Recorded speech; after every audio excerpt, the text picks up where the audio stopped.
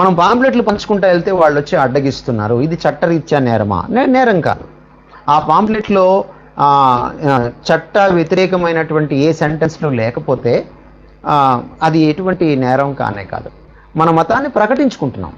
మత ప్రకటనకు, మత విశ్వాసాన్ని స్వేచ్ఛగా ప్రకటించుకోవడానికి, స్వేచ్ఛగా ఆరాధించడానికి, స్వేచ్ఛగా ప్రకటించుకోవడానికి మనకి రాజ్యాంగం వెసులుబాటు కలుగజేసింది. అందరికీ కలుగజేసింది. అది హైందవులకైనా, ముస్లింలకైనా, జైనులకైనా, బౌద్ధులకైనా, ఎవరికైనా సరే వెసులుబాటు కలుగజేసింది. కనుక మన యొక్క కరపత్రికలు మనం ఇవ్వచ్చు. ఇచ్చినప్పుడు వాళ్ళు ఆపుతారు. మీరు ఏ అధికారంతో ఇది చేస్తున్నారు, మీరు ఏ అధికారంతో ఆపుతున్నారు? మీరేమైనా అధికారులా? మీరేమైనా పోలీసు వారా?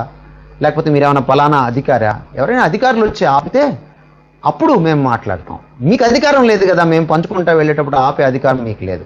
ఒకవేళ మేము పంచుకుంటూ వెళ్ళడం మీకు తప్పు అనిపిస్తే మీరు వెళ్ళి అధికారులతో మాట్లాడుకోండి, అంతేగాని మమ్మల్ని ఆపడానికి లేదని మనం కరెక్ట్గా చెప్పవచ్చు. అంతేకాకుండా వాళ్ళు ఏ అధికారంతో మనల్ని అడిగినప్పుడు మనం రివర్స్ మనం అడగచ్చు, నువ్వు ఏ అధికారంతో ఆపుతున్నావు? కొంతమంది ఈ మధ్య ఊరు బయట బోర్డు పెట్టారు, లోపలికి ఎవరు కూడా అన్ని మతస్థుల్ని మేము లోపలికి రానివ్వమని. అది చట్ట వ్యతిరేకం.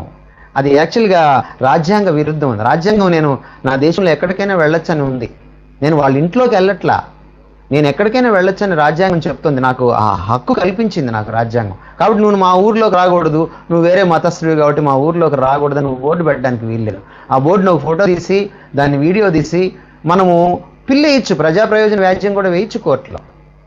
సో ఇలాంటివన్నీ మనం దూరదృష్టితో ముందుగానే మనం ఇలాంటివి చేయగలిగితే ఖచ్చితంగా న్యాయ పోరాటం చేయాలి. మనం ఇంకా దూరదృష్టితో మనం న్యాయ పోరాటం చేయగలిగినప్పుడు, నేను అందుకంటున్నాను లీగల్ సెల్ యొక్క అర్జెన్సీ గురించి మనం మాట్లాడుకున్నాం.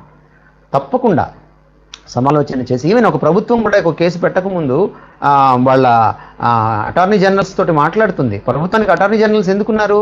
న్యాయ సలహాలు ఇవ్వడానికే ఉన్నారు. కనుక మనకు కూడా ఉండాలి.